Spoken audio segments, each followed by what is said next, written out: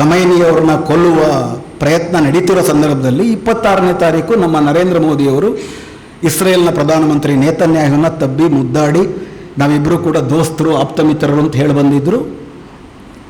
Diplomatic ರಾಜಕಾರಣದಲ್ಲಿ ಎಲ್ಲರಿಗೂ ಕೂಡ ಗೊತ್ತಿರೋ ಹಾಗೆ ಇರಾನ್ ಯುದ್ಧ ನಡೆಯುವುದರ ಬಗ್ಗೆ ಮೋದಿಗೆ ಸೂಚನೆ ಇರಲಿಲ್ಲ ಅಂತ ಯಾರೂ ಹೇಳಕ್ಕೆ ಬರೋದಿಲ್ಲ. ಯಾಕಂದರೆ ಆ ಪ್ರಮಾಣದ ಅಂಡರ್ಸ್ಟ್ಯಾಂಡಿಂಗ್ ನಿನ್ನೆ ನೀವು ನೋಡಿರ್ಬೋದು. ನೇತನ್ಯಾಹು ಯಾರವ ವೈಸ್ ಪ್ರೆಸಿಡೆಂಟು ವ್ಯಾನ್ಸೆ ನಿಮಗೆ ಅತ್ಯುತ್ತಮ ಸ್ನೇಹಿತ ಇಸ್ರೇಲ್ಗೆ ಉಳ್ಕೊಂಡಿರೋದು ಯಾರಪ್ಪ ಅಂದರೆ ಕೇವಲ ಅಮೇರಿಕ ಮಾತ್ರ ಅಂದಾಗ ನೇತನ್ಯಾಹು ಅದನ್ನು ನಿರಾಕರಿಸಿ ಹೇಳಿಕೆ ಕೊಟ್ಟಿದ್ದಾನೆ. ಕೇವಲ ಅಮೇರಿಕ ಅಲ್ಲ, ಇಡೀ ಜಗತ್ತಿನಲ್ಲೇ ದೊಡ್ಡ ರಾಷ್ಟ್ರ ಆಗಿರುವ ಭಾರತ ನನ್ನ ಅತಿ ದೊಡ್ಡ ಮಿತ್ರ, ನನಗೆ ಸಿಕ್ಕಾಪಟ್ಟೆ ಅಲ್ಲಿ ಪಾಪ್ಯುಲಾರಿಟಿ ಇದೆ ಅಂತಲೂ ಹೇಳ್ಕೊಂಡಿದ್ದಾನೆ. ನರೇಂದ್ರ ಮೋದಿ ಅವರ ಆಪ್ತ ಸ್ನೇಹಿತ. ಸೊ ಹೀಗಿರೋ ಸಂದರ್ಭದಲ್ಲಿ ಬದಲಾಗುತ್ತಿರುವ ವಿಶ್ವದಲ್ಲಿ ಮೋದಿ ನೇತೃತ್ವದ ಭಾರತ ತೆಗೆದುಕೊಳ್ತಿರುವಂಥ ನಿಲುವು ಭಾರತಕ್ಕೆ ಮಾಡುವಂಥ ಅನಾಹುತಗಳೇನು ಅಂತಲೂ ಕೂಡ ಭಾರತದ ನಾಗರಿಕರಾಗಿ, ಪ್ರಜ್ಞಾವಂತ ನಾಗರಿಕರಾಗಿ ನಾವು ಚರ್ಚೆ ಮಾಡಬೇಕಾಗತ್ತೆ ಮತ್ತು ಅದಕ್ಕೆ ಸೂಕ್ತವಾದಂಥ ನಿಲುವುಗಳನ್ನು ಆಧರಿಸಿದಂಥ ಕಾರ್ಯಕ್ರಮಗಳನ್ನು ಕೂಡ ಹಮ್ಮಿಕೊಳ್ಬೇಕಾಗತ್ತೆ. ಇವತ್ತೇನು ನಡೀತಿದೆ ಅಲ್ಲಿ ಫ್ಯೂನರಲ್ ಪ್ರೊಸೆಷನ್ ಕಳೆದ 7 ದಿನಗಳಿಂದ ನಡೀತಾ ಇದೆ. ಅಲ್ಲಿಂದನೇ ಪ್ರಾರಂಭ ಮಾಡೋದಾದರೆ ಪ್ರಾಯಶಃ ಜಗತ್ತಿನ ಎಲ್ಲ ಪಾಶ್ಚಿಮಾತ್ಯ ಮಾಧ್ಯಮಗಳು ಒಪ್ಪಿಕೊಳ್ಳುವಂತೆ ಇಂತಹ ಬೃಹತ್ತಾದಂಥ ಒಂದು ದೊಡ್ಡ ಫ್ಯೂನರಲ್, ಒಂದು ಅಂತ್ಯ ಸಂಸ್ಕಾರದ ಮೆರವಣಿಗೆಗಳನ್ನು ಜಗತ್ತಿನಲ್ಲಿ ಈ ಹಿಂದೆ ಯಾರೂ ನೋಡಿಲ್ಲ. ದಾಖಲೆಗಳನ್ನು ಮಾತ್ರ ಆಧರಿಸಿ ಮಾತಾಡುವುದಾದರೆ ಕಾಮರಾಜ ನಿಧನ ಆದರು ಭಾರತದಲ್ಲಿ. ಕಾಮರಾಜ ನಿಧನ ಆದಾಗ ಮದ್ರಾಸಿನಲ್ಲಿ ಅಂಥ ಅತಿ ದೊಡ್ಡ ಮೆರವಣಿಗೆ ಒಂದು ನಡೀತು ಅಂತ ಹೇಳಲಾಗುತ್ತೆ. ಅದನ್ನು ಬಿಟ್ಟರೆ ಈ ಹಿಂದಿನ ಖೊಮೇನಿ ಅವರು ತೀರ್ಕೊಂಡಾಗಲೂ ಕೂಡ ಈ ಪ್ರಮಾಣದ ಅತಿ ದೊಡ್ಡ ಮೆರವಣಿಗೆಗಳು, ಜನರ ಭಾಗವಹಿಸಿಕೆಗಳು ಈ ಪ್ರಮಾಣದಲ್ಲಿ ಇರಲಿಲ್ಲ. ಕೇಳ್ಕೊಳ್ಬೇಕಾಗಿರುವ ಪ್ರಶ್ನೆ, ಅದರಲ್ಲೂ ಟ್ರಂಪ್ ಕೇಳ್ಕೊಳ್ಬೇಕಾಗಿರುವ ಪ್ರಶ್ನೆ, ಟ್ರಂಪ್ ಥರ ಯೋಚನೆ ಮಾಡ್ತಿರೋರು ಕೇಳ್ಕೊಳ್ಬೇಕಾಗಿರುವ ಪ್ರಶ್ನೆ, ಇದೆಲ್ಲವೂ ನಾಟಕವ?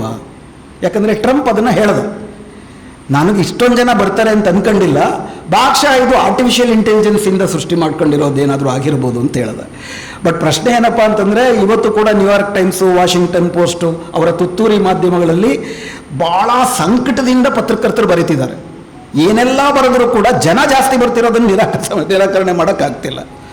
ಮತ್ತು ನಿರಂತರವಾದಂಥ ಥ್ರೆಟ್ ಇದ್ದೇ ಇದೆ. ಇನ್ನು ಗೊತ್ತಿರ್ಬೋದು, ಕೇವಲ 1 ವಾರದ ಕೆಳಗಡೆ ಅಮೇರಿಕಾ ಸ್ವಾತಂತ್ರ್ಯ ಘೋಷಣೆಯಾಗಿ 250 ವರ್ಷ ಆಯಿತು. 250 ವರ್ಷದ ಭಾಷಣವನ್ನು ಮಾಡುತ್ತಾ ಟ್ರಂಪು ಇತಿಹಾಸದಲ್ಲಿ ಅಮೇರಿಕಾದ ಸ್ವಾತಂತ್ರ್ಯಕ್ಕೆ ಅರ್ಥ ಏನು ಅನ್ನೋದನ್ನು, ಅಂದರೆ ಈ ಥರದ ಬಿಳಿಯ ಸ್ವಾತಂತ್ರ್ಯಕ್ಕೆ ಅಮೇರಿಕ ಅರ್ಥ ಏನು ಅನ್ನೋದನ್ನು ಆತ ಇಂಡೈರೆಕ್ಟಾಗಿ ಹೇಳ್ದ. ಇರಾನ್ನಲ್ಲಿ ಆ ಮೆರವಣಿಗೆ ನಡೀತಾ ಇದೆ, ನಾನೊಂದು ಬಾಂಬ್ ಹಾಕಿದ್ರೆ, ಒಂದು ಬಾಂಬ್ ಹಾಕಿದ್ರೆ ಅವೆಲ್ಲರನ್ನು ಓಡಿಸ್ಬಿಡ್ಬೋದು, ಆ ಕಣ್ಣೀರು ಕೂಡ ಕೃತಕ ಅಂತಲೇ ನನಗನ್ಸುತ್ತೆ ಅಂತ ಆತ್ಮವಂಚನೆ ಮಾಡ್ಕೊಳ್ಳುವಂಥ ಮಾತಾಡ್ದ.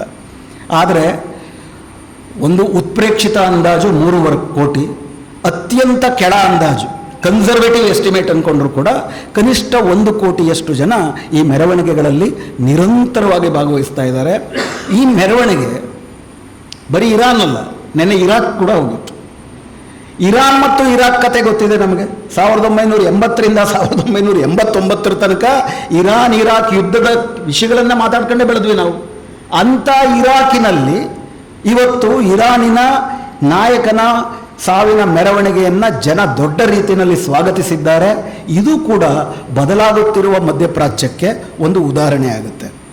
ನ್ಯೂಯಾರ್ಕ್ ಟೈಮ್ಸ್ ಇವತ್ತು ಬರೆದಿರೋ ಪ್ರಕಾರ ಫ್ಯೂನರಲ್ ಪ್ರೊಸೆಷನ್ ಅನ್ನುವುದು ಕೇವಲ ಅಂತ್ಯ ಸಂಸ್ಕಾರಕ್ಕೆ ಮಾತ್ರ ನಡೀತಿರೋ ಮೆರವಣಿಗೆ ಥರ ಕಾಣ್ತಿಲ್ಲ.